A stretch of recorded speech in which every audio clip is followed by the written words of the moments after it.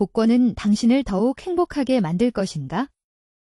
어제 몇십만 달러짜리 복권에 당첨됐다고 상상해보라. 당신이 여타 사람들과 다르게 없다면 기뻐서 어쩔 줄 모를 것이고 당신의 운을 믿지 못할 수도 있다. 하지만 그 즐거움이 몇 년 후에도 여전할까? 아마 아닐 것이다. 복권에 당첨된 22명의 한 달 후를 조사한 유명한 연구가 있다. 평균적으로 행복 수준은 더 이상 증가하지 않는다고 나타났다.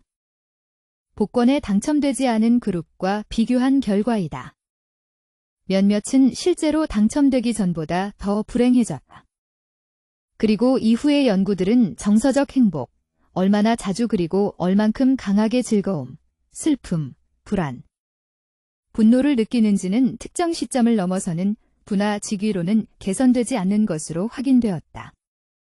이것은 쾌락 적응이라고 알려진 현상과 관련이 있다.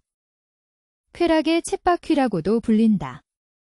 이는 새로운 상황에 적응하는 경향을 말한다. 안정된 감정의 균형을 유지하기 위함이다. 행복하다고 느낄 때 대부분의 사람들은 우리의 존재를 통해 어느 정도 일정한 수준을 유지한다. 물론 진기한 음식이나 우수한 휴가, 그리고 아름다운 집 이것들은 처음엔 당신을 날아갈 것만 같은 기분으로 만든다. 하지만 여기에 익숙해지다 보면 당신은 처음 느꼈던 감정으로 되돌아간다.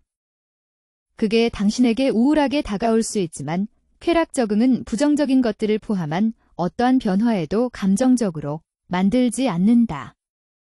복권 당첨자 조사에서는 사고로 마비된 사람들도 있었다.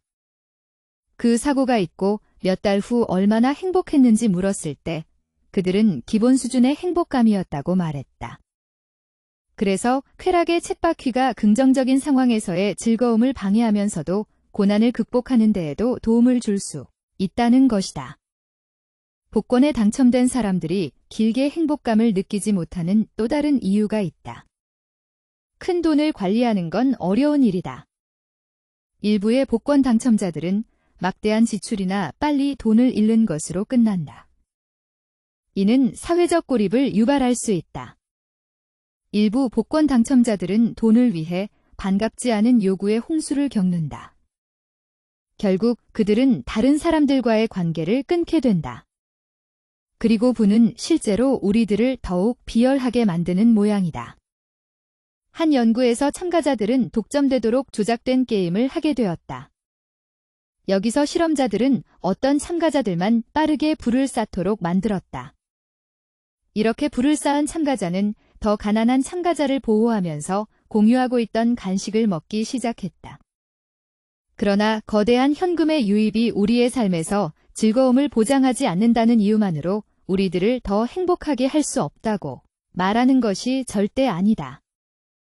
여기서 알아낸 건 우리들은 외적 및 물질적인 새로운 차나 더 커다란 집과 같은 것에 새로운 장소를 방문하거나 새로운 기술을 익히는 것처럼 참신한 경험을 하는 것보다 더 빠르게 적응한다는 것을 보여준다. 이런 이유들로 우리가 물건보다 경험에 돈을 쓸수록 더 행복해질 것이다. 그리고 돈을 행복으로 바꾸는 또 다른 방법은 다른 사람에게 쓰는 것이다. 한 연구에서 참가자들에게 어느 정도의 돈이 주어졌고 이것을 그들 자신에게 쓸지 아니면 다른 누군가에게 쓸지 질문받았다. 그날 저녁, 연구원들은 참가자들에게 전화해서 그들에게 얼마나 행복한지 물었다. 다른 이에게 돈을 쓴 사람들의 행복 수준은 자신에게 쓴 사람들보다 훨씬 높았다. 이 사실은 전 세계 어디서나 똑같다. 또 다른 연구에 따르면 136개국 20만 이상의 사람들의 관용에 대해 조사했다.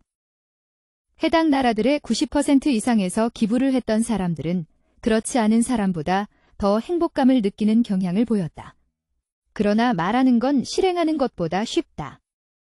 내일 $100만 당신의 무릎에 떨어진다면 당신은 이걸로 무엇을 할 것인가?